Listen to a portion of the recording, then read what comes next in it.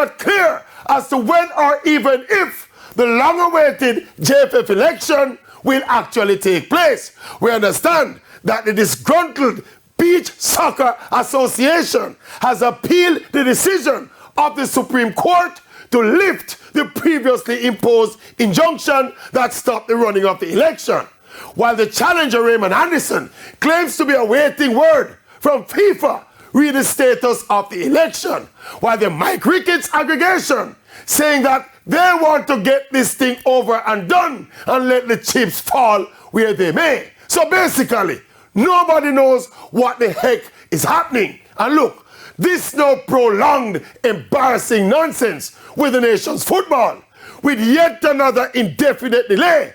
This thing is now begging for normalization by the world governing body FIFA, which means things would have gotten to a stage where the world governing body would have come to the conclusion that we are incapable of governing our own football and would send some independent people to take over the federation.